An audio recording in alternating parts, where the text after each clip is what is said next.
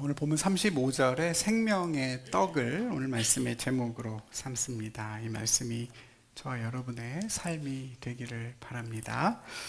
오병이어 사건 이후에 예수님을 억지로 임금 삼으려고 했던 사람들에게 하신 예수님의 말씀이 이어지고 있습니다.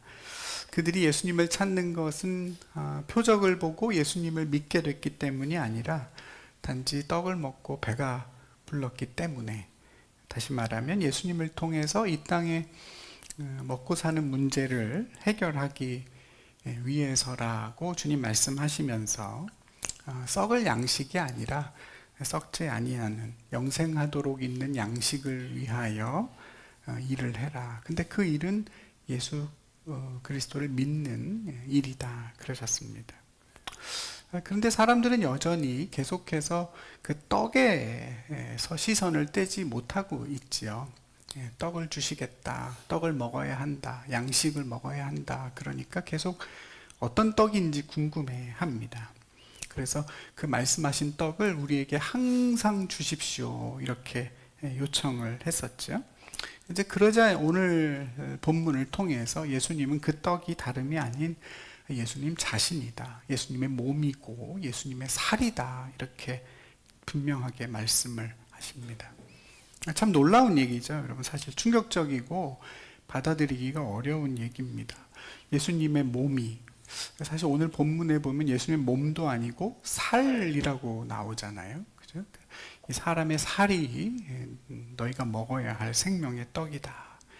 그러니까 어떻게 보면 너무 원색적이고 좀 파격적인 얘기면서 그 의미가 도대체 뭔지 이해하기 어려운 부분이기도 합니다. 그래서 오늘 본문 다음 단락에 보면 이 말씀 때문에 유대인들 사이에 다툼이 일어나게 됐다고도 나오고, 또 예수님을 따라다니던 많은 제자들이 예수님을 떠나서 다시는 예수님을 따라다니지 않게 됐다고도 말합니다. 그러니까 예수님의 살이, 몸이 생명의 떡이고 그걸 먹어야만 사람이 살 수 있다 하는 그 말씀이 당시 사람들에게는 얼마나 받아들이기 어려운 이야기였는지 알 수가 있습니다. 물론 오늘 우리는 성경과 성령을 통해서 예수님의 이 말씀의 의미를 다 이해하게 됐고, 왜 예수님께서 그렇게 노골적으로 원색적으로 말씀하셨는지도 알게 됐습니다. 하나님이 우리에게 주시는 영생이 다름이 아니라 예수님의 몸을 통해, 살을 통해 이루어졌기 때문이죠. 예수님의 살이 찢기고 그 찢긴 살 사이로 피가 쏟아짐으로 인해서 인간의 죄와 사망의 문제가 해결됐습니다. 그 복음을 듣고 믿음으로써 예수님의 몸에, 예수님의 살에 일어났던 그 부활의 생명이 저와 여러분의 몸에도 이루어지게 됐죠.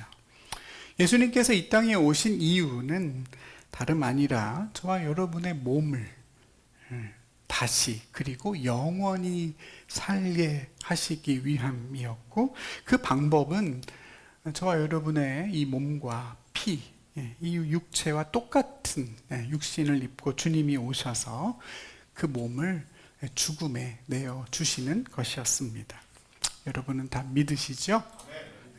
유대인들은 예수님을 직접 눈으로 봤지만 그 사실을 믿을 수 없었다고 말합니다. 그래서 오늘 예수님께서 대단히 안타까워 하시는데요, 예수님을 단 한 번도 본 적이 없고 예수님의 몸을, 예수님의 살을 만져본 적도 없는 저와 여러분이 그것을 믿는다는 것은 참으로 복된 일이죠. 예수님 말씀하신 것처럼 하나님이 저와 여러분을 예수님께 주셨고 또 친히 인도하셨기 때문입니다. 이유는 알 수 없지만 하나님이 우리를 택하셨고, 예수님은 그런 우리 중에서 단 하나도 잃어버리지 않으시고 마지막 날에 모두 다 다시 살리실 것이라고 약속하십니다. 마지막 날에 다시 살리시긴 하겠지만 영생은 꼭 마지막 날이 되어야만 시작되는 먼 미래의 사건이 아님을 오늘 예수님께서는 다시 한번 강조해서 말씀하십니다. 나를 믿는 자마다 영생을 얻는다고 하시는 40절에서도 그렇고, 진실로 진실로 너희에게 이르노니 믿는 자는 영생을 가졌다는 47절에서도 그렇고, 너희가 영생을 얻고 갖는다는 그 동사의 시제는 모두 다 현재형입니다. 하나님의 나라는 다른 데 있는 것이 아니라 지금 너희 안에 있다고 하신 말씀도 있죠. 그 영생이라는 것은 예수님을 믿는 그 순간에 가지는 것이고, 그 생명을 지금 여기서도 얼마든지 누리며 살아갈 수 있다는 뜻입니다. 어떻습니까, 여러분? 여러분은 그 생명을 가졌고 또 그 생명을 충만히 누리며 살고 계신지요? 누릴 때도 있고 또 좀 아닐 때도 있고 그러죠? 주중에 김정 집사님이 단톡방에 그런 말씀을 하셨죠. 어제는 충만했던 것 같은데 오늘은 충만하지 않아서 낙심한 마음이었고, 근데 다시 말씀을 들으니 다시 위로가 되고 소망이 생깁니다. 그랬습니다. 어제는 충만했던 것 같은데 오늘은 충만하지 않아서 낙심한 마음이 되는 것. 그렇지만 다시 또 위로와 소망 가운데 생명을 누리는 것. 아마 저와 여러분 모두가 다 똑같이 살면서 경험하는 바일 것입니다. 근데 오늘 예수님께서 이 긴 얘기를 시작하시면서 35절에서 이렇게 말씀하세요. 나는 생명의 떡이니 내게 오는 자는 결코 줄이지 않을 것이요 나를 믿는 자는 영원히 목마르지 아니하리라. 나는 생명의 떡이니 내게 오는 자는 결코 줄이지 않고 나를 믿는 자는 영원히 목마르지 않는다. 내게 오는 자, 그러니까 주님께로 가는 자, 그리고 주님을 믿는 자는 결코 줄이지 않고 목마르지 않는다. 왜냐하면 예수님이 생명의 떡이기 때문이다. 그러십니다. 사실 이 말씀 속에는 여러 가지 중요한 메시지가 담겨 있습니다. 우선 생명의 떡이신 주님을 먹는다는 것이 뭘 의미하는지, 예수님을 먹는다는 것이 무엇을 의미하고 어떻게 그 생명의 떡을 먹을 수 있는지 명확하게 알 수 있습니다. 주님께 오는 자는 줄이지 않게 되고 주님을 믿는 자는 목마르지 않게 된다는 것이니까, 일단은 주님께 가는 것이 주님을 먹는 것입니다. 주님을 믿는 자가 영원히 목마르지 않는다 그러셨으니까 주님을 믿는 것 또한 주님을 먹는 것입니다. 주님께로 가는 것과 주님을 믿는 것이 다른 일이 아니고 그것이 결국 주님을 먹는 일이라고 하신 것입니다. 그럼 당연히 여기서 또 한 가지 중요한 진리를 우리가 알 수 있게 되죠. 영생의 양식은 결코 우리 스스로 얻을 수 없는 양식이라는 것입니다. 우리 안에서 생겨나지 않습니다. 우리가 외부의 생명을 죽여서 우리의 몸에 집어넣어서 우리의 삶을 살아가는 것과 마찬가지로 인간은 스스로 인생의 허기를 채울 수 없는 존재이고 자기 스스로 그 생명의 충만함을 만들어내지 못합니다. 생명과 그 충만함은 오직 주님에게만 있고 주님이 주셔야만 누릴 수 있습니다. 기독교가 자력의 종교가 아니고 타력의 종교라고 부르는 것도 그래서입니다. 우리 스스로의 힘과 노력으로 생명에 이를 수가 없습니다.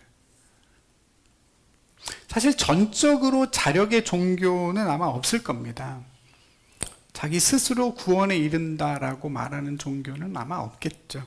대표적인 자력 종교인 불교만 하더라도 부처님을 의지합니다. 가장 흔한 연불에 해당하는 나무아미타불 관세음보살은 아미타 부처님과 관세음보살에게 나를 귀의합니다. 내가 그분에게 모든 것을 맡기고 의지합니다 라는 뜻입니다.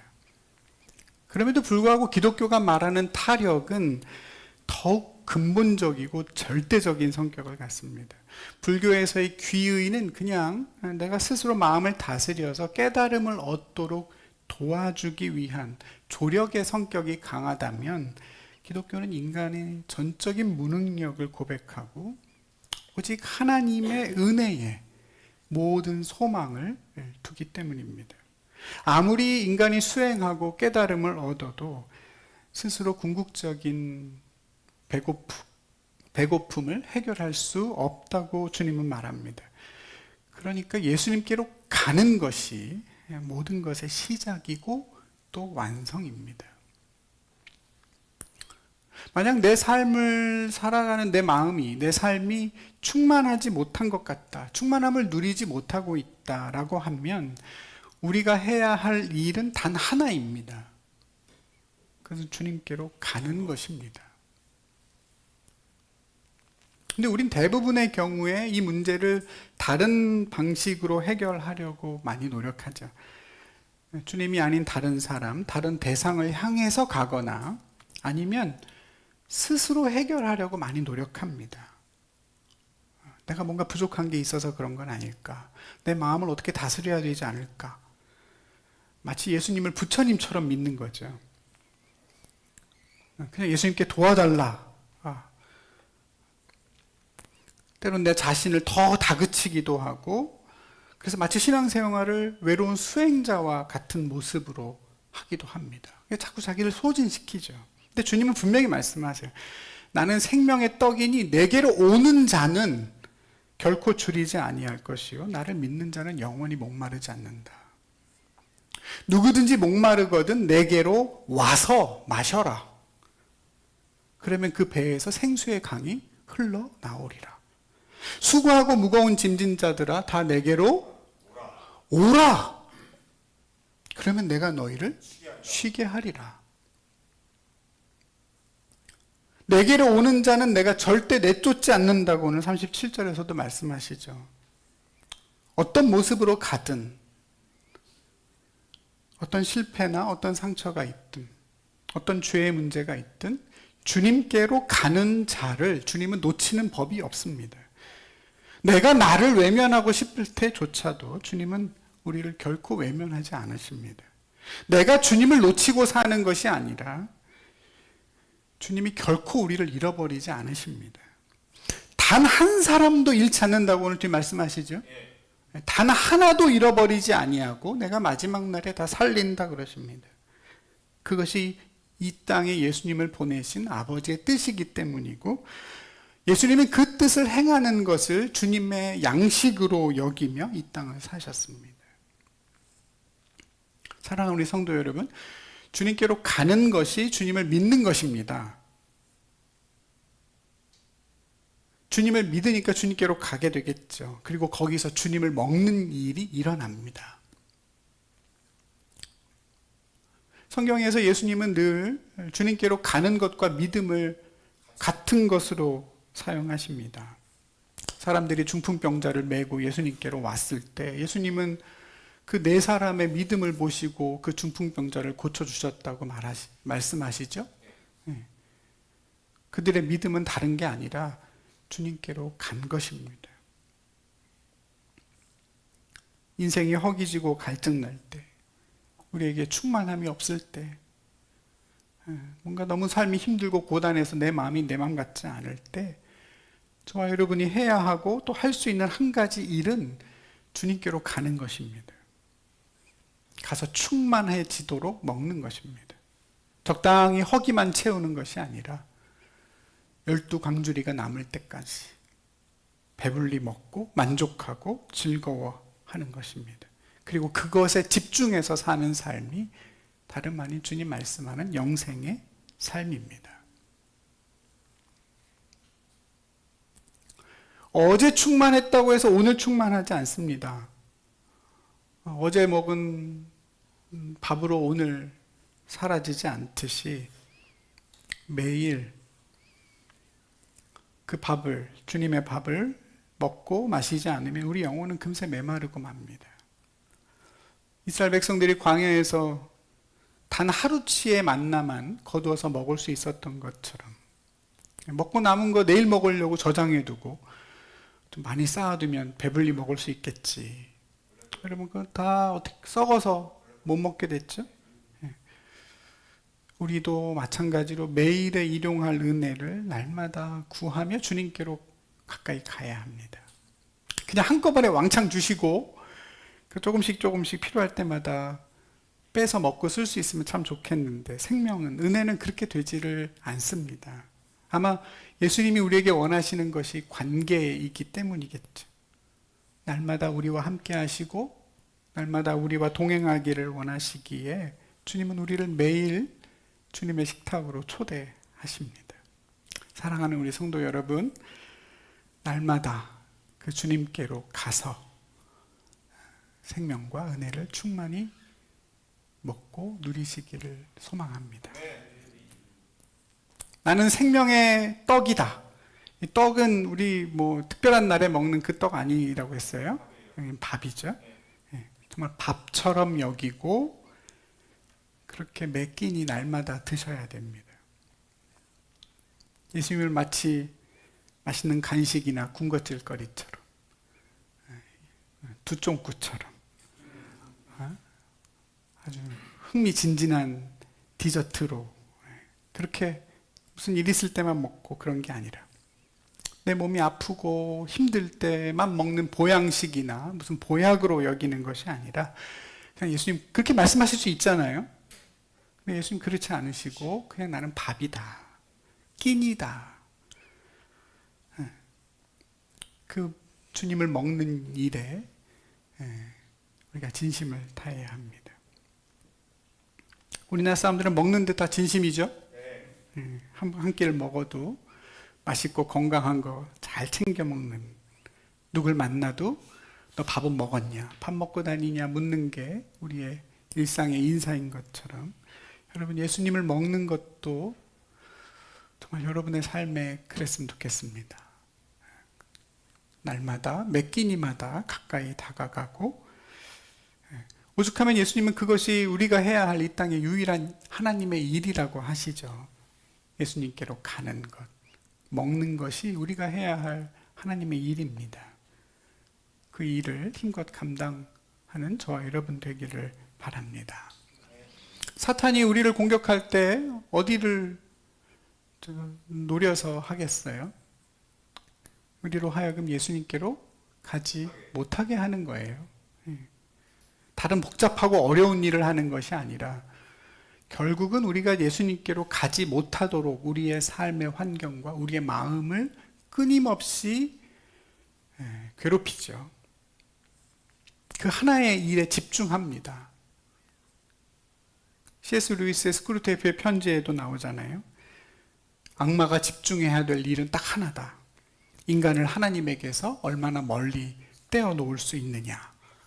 거기에 모든 것이 달렸다. 노련한 악마 스크루테이프가 조카 신참 악마에게 가르쳐 줍니다. 사탄이 우리를 막 힘들게 하고 인생의 배고픔을 막 강하게 느끼게 하고, 나 정말 내 인생에 허기져서 못 살겠어, 이게 아무 의미가 없어, 허무해, 그래서 주님을 막 찾게 만들고. 여러분, 그렇게 사탄이 어리석거나 한가하지 않습니다. 우리를 적당히 배부르게 하죠. 이상한 걸로 우리의 배를 채워서, 그래서 내 인생이 정말 허기진 상태인지도 제대로 모르게 만들어서 최대한 우리 스스로 예수님께로 나아가는 것을 막는, 그것이 사탄의 전략입니다. 세상 사람들이나 저와 여러분들도 그렇게 살아갈 때가 많죠. 적당히 세상에서 다른 걸로 배가 부르고 적당히 허기지고, 그러면서 어딘가에서 적당히 만족하며 살아갑니다. 충만함이라는 것에 대해서 생각하지 못한 채로 그냥 그것이 우리의 삶이라고 여기면서 살아갑니다. 아예 배고픈 게 아니기 때문에 생명의 떡을 별로 찾지 않습니다. 나 주님께로 가야만 해, 이런 느낌을 별로 가지지 못하게 되죠. 내가 조금만 더 노력하면 이 뭔가는 채울 수 있을 것 같고, 내가 조금만 더 소유하면 이 삶의 허기를 채울 수 있을 것처럼 느껴진단 말입니다. 그게 더 자기에게 몰두하게 되죠.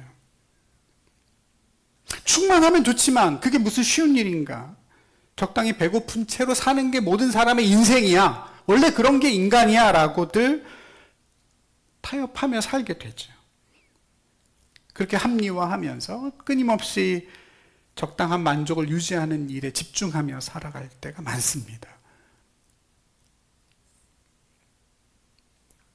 여러분, 요즘에 세상을 보면 인생의 갈증을 풀 수 있는, 잠시나마 풀 수 있는 것들이 얼마나 많습니까? 그렇죠? 내 손 안에 휴대폰만 딱 들고 있어도 충만해지진 않지만 어느 정도까지는 내 배고픔과 허기가 채워집니다. 그런 것들로 가득하지. 클릭 한 번만 하면 새로운 물건이 막 오고 맛있는 음식들도 배달이 됩니다. 근사한 맛집들이 주변에 널려 있고 좋은 여행지들도 많습니다. 다 우리의 빈 마음들을 채워주는 것들이죠. 요즘 주가가 연일 사상 최고치를 경신하고 있고, 그래서 주식으로 돈을 벌었다는 사람들이 주변에도 꽤 많은데요. 혹시 우리 성도님들 중에도 이번에 큰 수익을 좀 보신 분 계십니까? 교복 집사님밖에 안 계세요? 근데 뭐 손을 들어요? 순수익도 아닌데. 제가 헌금하라고 안 할 테니까 손 한번 솔직히 들어보세요. 얼마나 있나 보게. 저희 어머니 장례식 때 손님들이 많이 오셔서 이제 이런저런 얘기하고 가시잖아요. 저희 가족들도 왔는데 참 전 그걸 보면서 여러 가지 생각을 했는데요. 신앙을 가진다는 게 뭔가.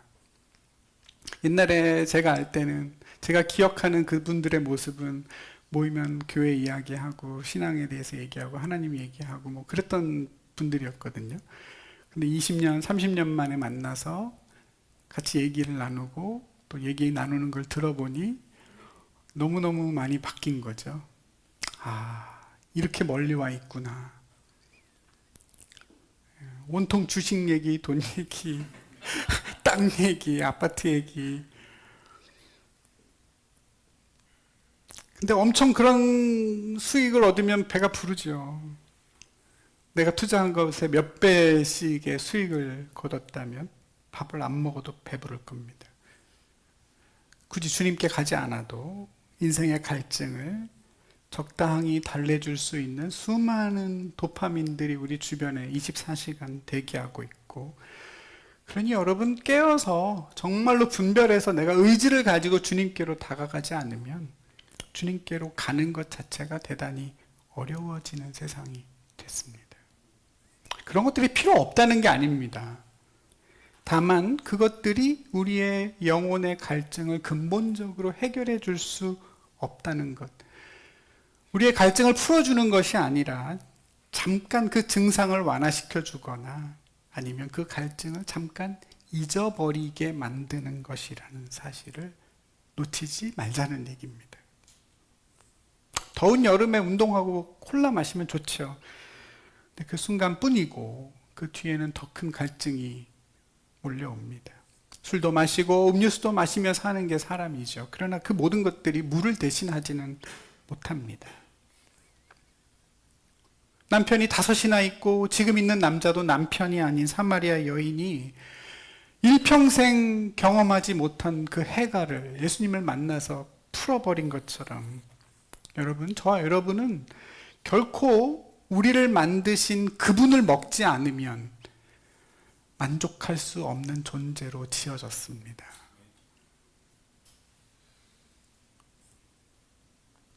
그 세상이 주는 그 거짓 포만감에 헛배 부르지 않고 가야 합니다. 생명의 떡에게로 늘 다가가며 그분을 먹고 누리며 살아가야 합니다.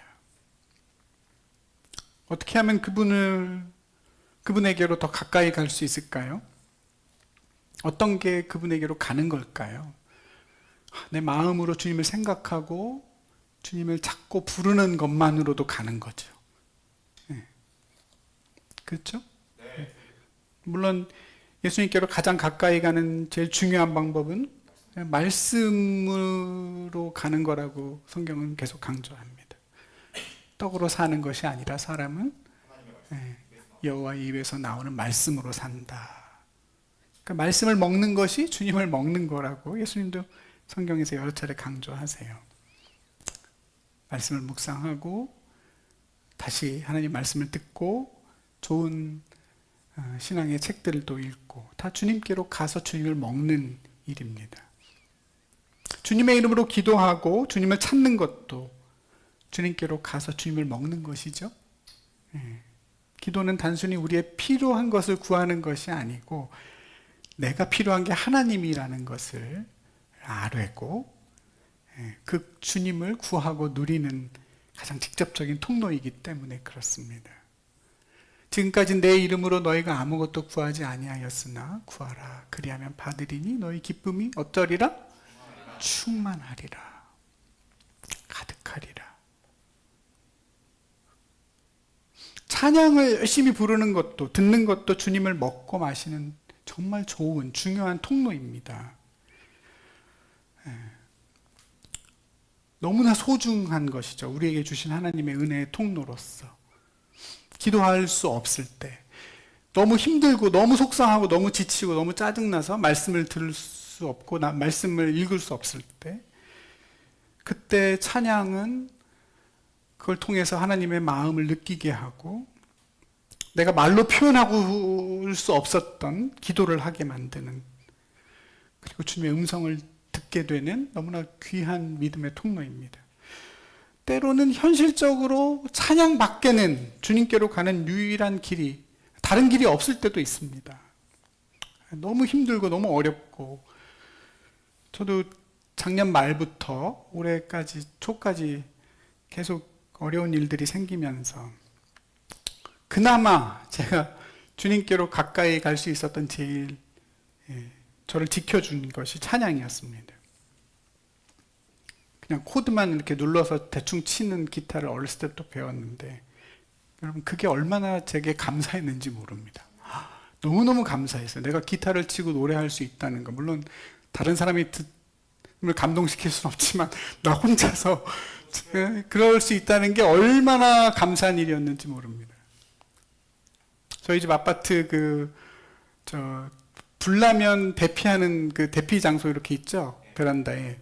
거기에 제 기타를 이렇게 처박아 뒀었는데, 작년 말에 다시 그걸 꺼내가지고, 부르고 또 부르고, 찬양하고 또 찬양하고.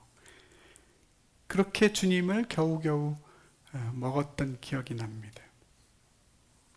다 아시겠지만 찬양을 하면 우리가 주님께로 나아가는데 가로막힌 모든 장애물들이 사라집니다. 우리가 예배 드릴 때 처음 예배로 들어갈 때 왜 찬양을 먼저 하죠? 하나님께로 나아가는 하나님의 임재로 가까이 가는 그것을 막는 모든 것들을 뚫어버리기 위해서입니다. 악령에 시달리던 사울 왕이 어떻게 그 악령이 떠나가요? 다윗이 수금을 들고 그 사울 앞에서 찬양할 때 사울의 악령이 사라집니다. 놀라운 일이죠. 엄청난 권세가 있죠. 만약 그런 상태에 있는 사울에게 선지자가 가서 하나님의 말씀을 막 전해요. 그럼 어떻게 됐을까요? 사울이 참들어요. 사울이 죽거나 선지자가 죽거나 둘 중에 하나 아니었을까요? 말씀과 기도와 찬양 이 세 가지는 모두 다 중요한데 천국 가서 남아있는 것은 오로지 찬양뿐이다. 그런 말도 있죠. 천국에 가서 무슨 기도를 하고 무슨 설교를 하겠어요? 거기는 오로지 찬양 하나면 족합니다. 그 천국의 삶을 얼마든지 지금 이곳에서 하나님의 임재 안에 누릴 수 있죠. 요즘에 아이들 하나씩 악기를 다 배우는 게 당연해졌지만 옛날에는 안 그랬는데 혹시 여러분들 이렇게 다루실 수 있는 악기가 있나요? 지금이라도 하나씩 배우셔서 이렇게 혼자 찬양을 흥얼거리고 같이 이렇게 부를 수 있는 그러면 얼마나 좋지 않을까 싶고 찬양을 통해서 더 깊이 주님께로 나아가는 저와 여러분 되기를 바랍니다. 사순절인데 여러분 오늘이 3월 1일입니다. 3, 4월 매일 성경 구입하신 분 계십니까?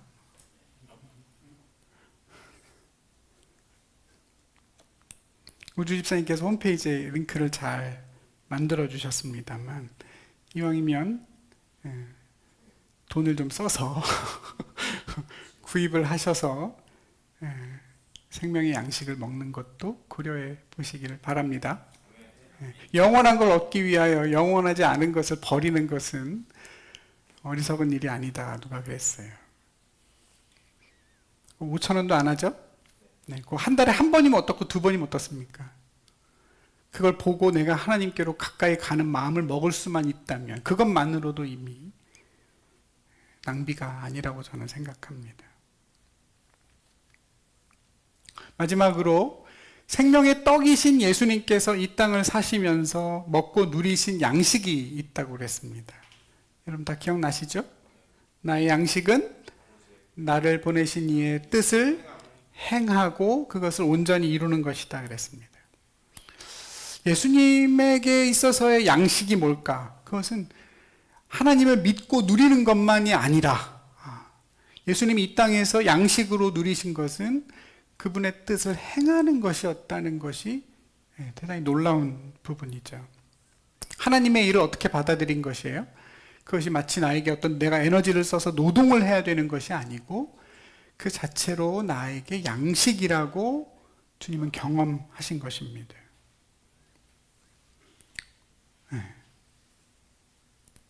예수님이라는 떡을 먹는 것도 마찬가지겠죠, 여러분. 그냥 예수님을 먹고 누리는 데서만 그치는 것이 아니고 그분이 우리에게 맡기신 일들을 행하는 것도 우리에게는 밥입니다. 우리는 보통 은혜를 받아서 그 힘으로 하나님의 일들을 감당한다 이렇게 생각하죠. 근데 주님은 오늘 다르게 말씀하세요. 그 일 자체가 주님이 우리에게 주시는 밥입니다. 아멘이십니까? 네. 그렇게 경험하시기를 축복합니다. 내가 그 일을 통해서 자꾸 소진되는 것이 아니라 그 일을 하면서 하나님의 양식을 먹고 누리게 되는 진짜 밥을 잡수시기를 바랍니다. 그 셀트리온이라는 유명한 제약회사가 있습니다. 그 회사의 회장이 서정진 씨죠. 그분이 했던 유명한 말들이 강연에 남아 있는데요. 제가 오래전에 그 영상을 한번 보고 계속 기억이 남다가 설교를 준비하다가 다시 한번 찾아봤습니다. 이런 얘기입니다. 그분이 사업을 처음에 시작할 때는 자기가 백수가 아니기 위해서 일을 이제 시작했다는 거죠. 일을 해야 되니까 사업을 했고 그러다 보니까 망하지 않기 위해서 열심히 일을 했고 돈을 벌기 위해서 일을 했답니다. 근데 이제 돈을 너무 많이 벌게 되고 회사는 아무리 해도 망하지 않을 상황이 되니까 왜 일해야 되는지를 모르겠더라는 거죠. 그분 말로는 돈이라는 게 많아지니까 어느 순간이 넘어가니까 그냥 그것이 숫자에 불과하더랍니다. 재산이 1조가 넘어가니까 500억, 몇백억 버는 게 아무 의미가 없더라는 거예요. 저도 여러분하고 똑같은 표정입니다. 진짜 그런지 저는 솔직히 잘 모르겠어요. 근데 어쨌든 그분이 그렇게 얘기하는 거예요. 내가 1조를 벌어보니 그 뒤로부터 벌리는 돈들은 단지 숫자에 불과하더라. 내 주머니에 수조 원이 있어도 내가 하루에 10끼를 먹는 것도 아니고 만약 그렇다고 해도 내가 계속 그걸 빼려고 다이어트를 해야 되니까 내가 돈이 아무리 많아도 침대 2개에서 잘 수 있는 것도 아니고 옷을 막 10번씩 갈아입을 수도 있는 것도 아니고 어느 순간이 되니까 내가 왜 돈을 벌어야 하는가, 왜 사업을 해야 하는가, 이유라는 걸 찾게 되더라는 거죠. 그분이 발견한 목적이 뭐였느냐? 뭐일 것 같으세요, 여러분? 하나님 믿지 않는 분이 거의 확실합니다, 이분은. 제가 그분의 강연을 들어보니까 하나님은 안 믿는 분 같아요. 그분이 목적을 찾았대요. 그게 나라와 민족이랍니다. 어차피 나를 위해서 버는 돈이 아니라면 이왕 내 나라를 위해서 일하면 좋지 않겠냐. 우리 국민들이 조금이라도 더 부자가 되도록 일하면 좋지 않겠냐. 내 회사 사람들이 더 많은 돈을 벌게 해주면 좋지 않겠냐. 어느 순간부터는 나라와 민족을 생각하게 되고 그런 얘기들을 몇 번 사람들에게 하게 되고 그렇게 살아가다 보니까 어느 순간 자기가 애국자라고 불리고 있더래요. 그러면서 하는 말이 자기가 보기에는 자기처럼 돈을 많이 벌고 사업하는 사람들 머릿속에는 자기를 위한 돈을 버는 목적이 있는 사람이 없다는 거예요. 우리가 생각할 때는 부자들은 돈만 생각하고 돈 할 것 같은데 이미 돈이 충만하기 때문에 그런 생각을 하는 것이 아니라 이 나라와 민족을 위해서 일해야 되겠다는 생각을 다 가지고 있대요. 아까도 말씀드렸지만 저는 100% 다 진실인지는 모르겠지만 그 얘기를 듣고 저는 솔직히 생각이 좀 바뀌긴 했습니다. 내가 부자들에 대하여 오해하는 부분이 있었고 편견을 가지고 있었구나.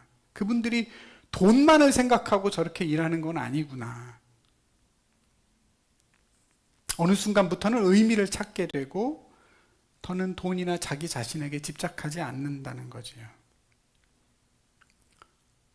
왜 이런 말씀을 드리냐면 예수를 통해 내가 정말 충만하다면, 내가 정말 주님을 만나서 온전한 만족과 충만함을 누리고 산다면 아마 우리의 삶의 목적도 예수님이 말씀하신 그 나라와 그의 의를 생각할 수밖에 없겠죠.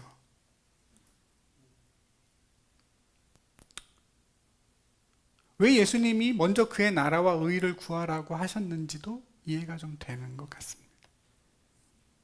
내가 충만할 수 있다면, 내가 충만하다면, 더는 내가 충만해지기 위해서가 아니라 다른 사람을 충만하게 하는 또 다른 충만을 사모하게 될 것이고,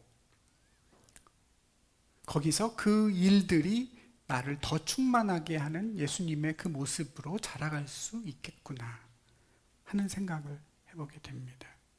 사랑하는 우리 성도 여러분, 우리 그 자리까지 함께 자라가기를 소망합니다. 예.